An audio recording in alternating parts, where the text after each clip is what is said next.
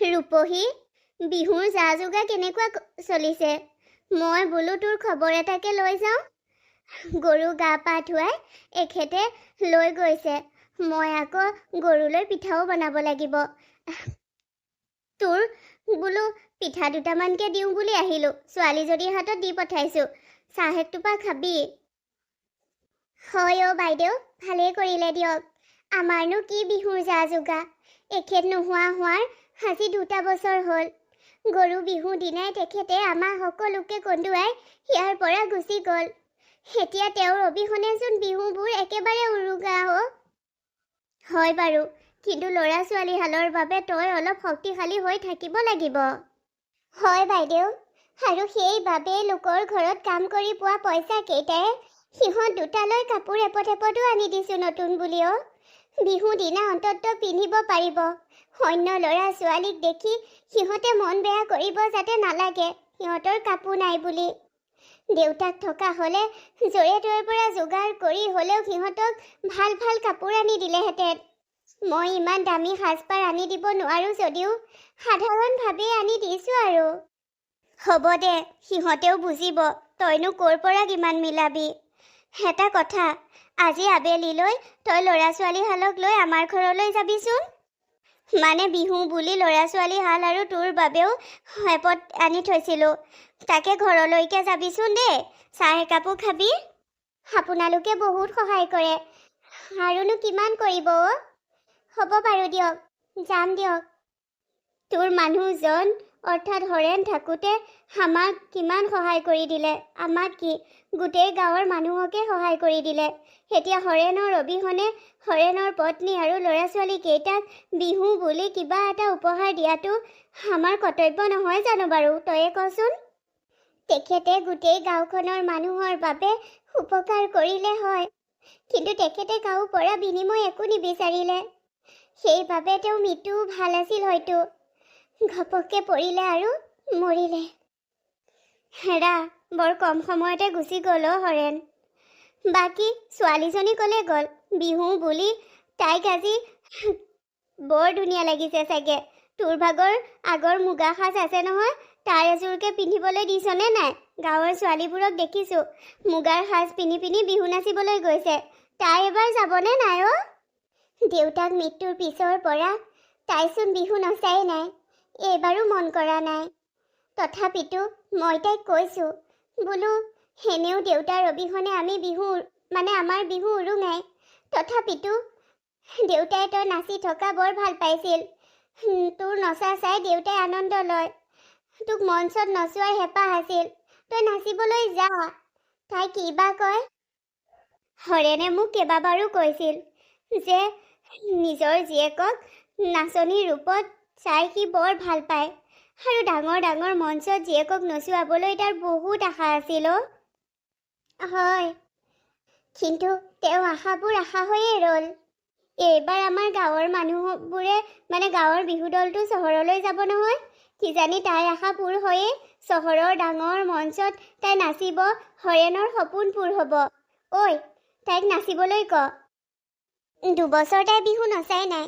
এতিয়া গাৰ ভংগীমাবোৰ আগৰ দৰে থাকেই নে নাই হ'লেও ৰিহাৰ্চল কৰিলে পাৰিবগৈ। এনেই তাই ধুনীয়া, তাতে তাই ৰঙা সাজেৰে ৰঙা ব্লাউজৰ সৈতে মুগা সাজেৰে যেতিয়া বিহু নাচিবলৈ যায়, কম ধুনীয়া লাগেনে? চহৰত তাই ওলাই গ'লে কিমান যে গ্ৰাহক লাগিব। তই এইবাৰ তাইক চহৰলৈ পঠিয়াই। হয়, কিন্তু তাই মন নকৰিলে মই জোৰ নকৰোঁ বাইদেউ। সেইটো অৱশ্যে হয়। তই 2টা বছৰে বিহু নচা নাছিলি আৰু ময়ো ঢোল বজোৱা নাছিলোঁ। তোৰ অবিহনে মোৰ বিহু একেবাৰে উৰুঙা। এইবাৰ তই আহিছ বিহু নাচিবলৈ, মই বৰ আনন্দ পাইছোঁ। তই বাৰু মোৰ বাবে কিয় ঢোল নবজোৱাকৈ আছিলি? মই মোৰ দেউতাৰ অবিহনে প্ৰতিটো বিহুৱেই উৰুঙা পাওঁ। সেইবাবে বিহু নাচিবলৈ আহিবলৈ সাহস কৰা নাছিলোঁ। মোৰ মনেই যোৱা নাছিল ৰঙালীৰ ৰং সানিবলৈ, কাৰণ দেউতাৰো নাই কি ৰং আমাৰ জীৱনত। আৰু তোৰ অবিহনে বিহুৰ মঞ্চত মই কেতিয়াও ঢোল বজাব নোৱাৰোঁ। তোৰ অবিহনে মোৰ বিহুও উৰুঙাও। এইবাৰ তই আহিছ নহয়, চাবি আমি গাঁওখনলৈ বহুত প্ৰাইজ আনিম। দেউতাই মই ডাঙৰ বিহুৰ মঞ্চত বিহু নচা চাবলৈ বহুত হেঁপাহ কৰিছিল, কিন্তু যাবই নোৱাৰিলো। দেউতা জীয়াই থাকোঁতে দেউতাই সেয়া নেদেখিলে, কিন্তু এতিয়া আকাশৰ তৰা হৈ মোক চাব। মই চহৰৰ ডাঙৰ বিহু মঞ্চত বিহু নাচিম। মই এনেকৈয়ে দেউতাৰ সপোন পূৰ কৰিম, আৰু মা ভাইটি তাতে সুখী হ'ব। তই পাৰিবি, তই মা দেউতাৰ সপোন পূৰ কৰিব পাৰিবি। তই দেউতাই ভাল পোৱা কামবোৰ কৰি যা। দেউতা নাই বুলি দেউতাৰ দুখত দেউতাই ভাল পোৱা কামবোৰো নকৰিলে দেউতাই বৰ কষ্ট পাব। দেউতাৰ আত্মাই কষ্ট পাব। তই ঠিকেই কৈছ। দেউতাৰ অবিহনে সকলোবোৰ উৰুঙা হয় যদিও দেউতাৰ সপোন পূৰাইলে দেউতাৰ আত্মাই শান্তি পাব। মই এবাৰ চহৰৰ বিহু মঞ্চত বিহু নাচিবলৈ যাম, আৰু তই সেই বিহু মঞ্চত ঢুলীয়া হৈ যাব লাগিব মোৰ চেনাইধন। য'ত মোৰ চেনেহী ত'ত তোৰ চেনাইধন। চিন্তা নকৰিবি, ময়েই যাম ঢোল বজাবলৈ তোৰ ঢুলীয়া হয়, আৰু মোৰ ঢোলৰ চেৱত তই নাচিবি। বাইদেউ, আপোনাক লগ পালোঁ ভালেই হ'ল। আপুনি খবৰ পাইছেনে? আমাৰ মাজনীহঁতৰ বিহু দলটোৱে সকলোতকৈ প্ৰথমত আছে, মানে প্ৰথম স্থান পাইছে। সিহঁতে বহুত টকা পাব। গম পাইছোঁ অ'। মই সেই খবৰটো পায়ে তোৰ ওচৰলৈ আহিছিলোঁ এই ফূৰ্তিতে।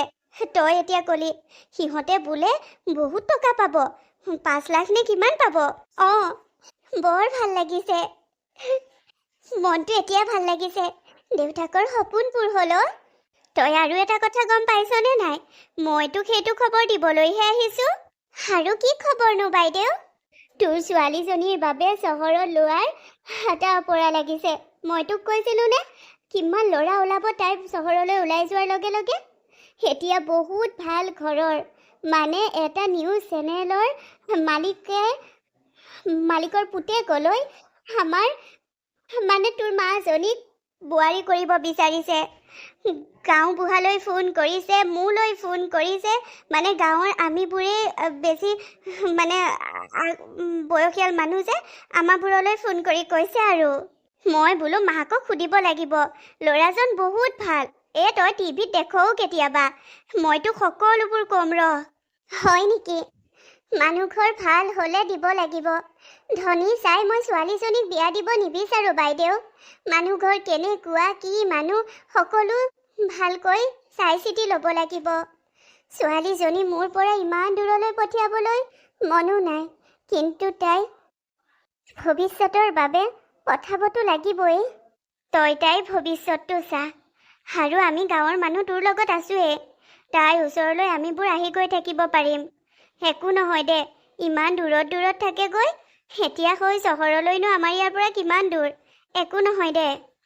মানুহ ঘৰৰ বিষয়ে আমি ভালদৰে চাই চিতি জানি বুজি লৈহে ছোৱালীজনীক দিম। তাইৰ মতামতটো বেছি জৰুৰী। তাইক সেইটোও সুধি ল'ব লাগিব। অঁ, বিয়া? মই চহৰলৈ বিয়া নহওঁ মা, মই নহওঁ।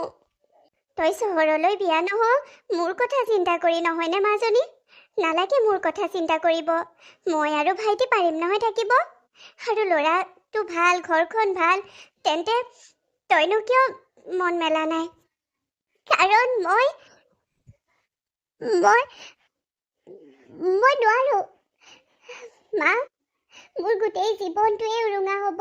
অকল এটা বসন্ত বুলি নহয়, এটা ৰঙালী বুলি নহয়, গোটেই ৰঙালীবোৰ মোৰ বাবে উৰুঙা হৈ পৰিব যদি মই সেই চহৰৰ ল'ৰাজনলৈ বিয়া হৈ যাওঁ।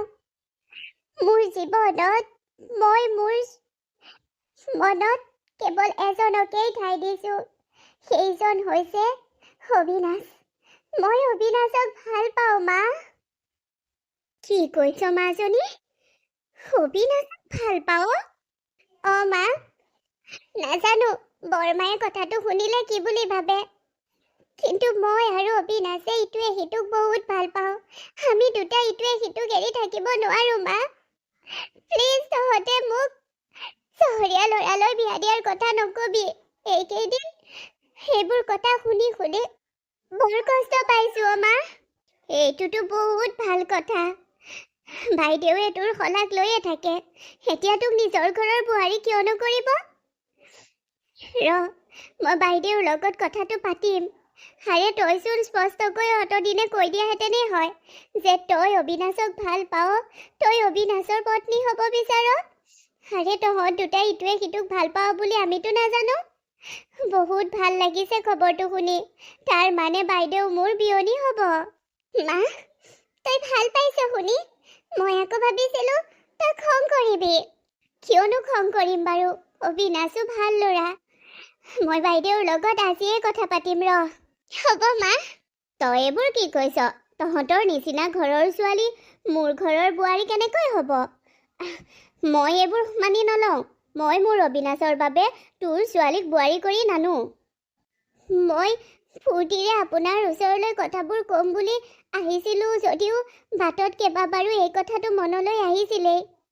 হয়, আমাৰ নিচিনা ঘৰৰ লগতনো আপোনালোকৰ ঘৰে কেনেকৈ সম্পৰ্ক কৰিব, তাকো বিয়নীৰ সম্পৰ্ক।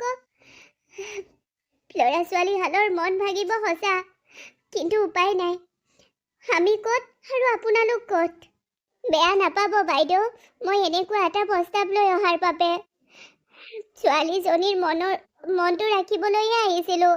বেয়া নাপাব বাইদেউ, মই আহিছোঁ। ৰ কি হ'ল বাইদেউ?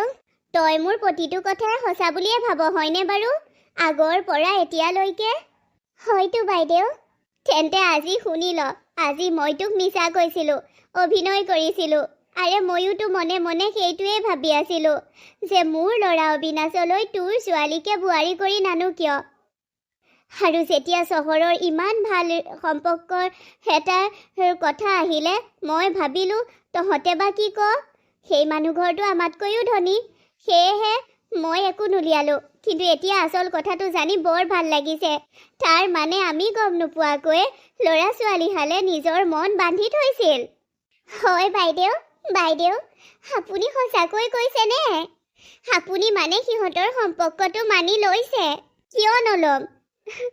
আৰে তোৰ ছোৱালীৰ নিচিনা এজনী ছোৱালী এইখন ঘৰত মোৰ বোৱাৰী হ'ব। কিমান আনন্দৰ কথা। তাইক মই নিজৰ যিদৰে ৰাখিম। আৰু তই নিজৰ ছোৱালীজনীক চাবলৈ মন গ'লেই চাব পাৰিবি। তাইও মাকক চাবৰ মন গ'লেই চাব পাৰিব। ওচৰতে থাকিব, কিমান ভাল কথা চাচোন। হয় বাইদেউ, তেন্তে মই এই আনন্দৰ খবৰটো ইহঁতক দি দিওঁগৈ।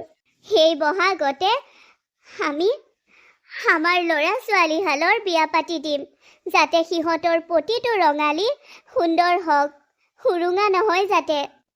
বাইদেউ সঁচা, ভগৱানে সিমান এটা ধুনীয়া সম্পৰ্ক সেই পৃথিৱীলৈ জোৰা লগাই পঠাইছে। সিহঁত সদায় সুখী থাকক তাৰে প্ৰাৰ্থনা কৰিম। আমাৰ সপোনবোৰ পূৰ হ'ল। ঐ ছোৱালী, এতিয়া তই মোৰ ঘৰৰ লখিমী, অৰ্থাৎ এতিয়া তই মোৰ পত্নী হলি। এতিয়াৰ পৰা আমাৰ এটা বিহু উৰুঙা নহয়। দেউতাৰ আশীৰ্বাদ আৰু মোৰ চেনাইধন মোৰ লগত আছে। এতিয়া মোৰ কোনোটো ৰঙালী ৰঙা নহয়। হয়, আমাৰ সম্পৰ্কটো যে আমাৰ দুয়োখন ঘৰে, আমাৰ দুয়োগৰাকী মায়ে যে ইমান সহজতে মানিব মই ভাবিয়ে নাছিলোঁ। আমাৰ সম্পৰ্কটো ওপৰৰ পৰা ভগৱানে সৃষ্টি কৰি দিছে, গতিকে এই সম্পৰ্কটো কিয় মানি নল'ব এই পৃথিৱীৰ মানুহে? তই ঠিকেই কৈছ। ঐ, জনমলৈ 7টা জনমলৈ মই তোৰেই হৈ ৰম। আৰু ৰঙালীত তই ঢুলীয়া হবি, মই তোৰ নাচনী। তোন আৰুনো কি, তই মোৰ নাচনী, মই তোৰ ঢুলীয়া। আৰু ৰঙালী ৰঙেৰে উপচাই তুলিম। নহ'ব আৰু কোনোটো ৰঙালী আমাৰ বাবে উৰুঙা। দুখৰ সুৰুঙা ৰঙালী নাহে আমাৰ জীৱনলৈ। সুখৰ ৰঙীল ৰঙালী আহিব। দেউতাৰ আমাৰ লগত নাথাকিলেও সু আকাশৰ পৰা জোন তৰা হৈ আমাক চাই আছে, আমাক আশীৰ্বাদ কৰি আছে। হয়, সমগ্ৰ অসমবাসী ৰাইজলৈ আমাৰ চেনেলৰ ফালৰ পৰা ৰঙালী বিহুৰ হিয়া ভৰাৰ ওলগ জনালোঁ। অসমীয়া নৱবৰ্ষৰ শুভেচ্ছা থাকিল। শুভ বহাগ বিহু।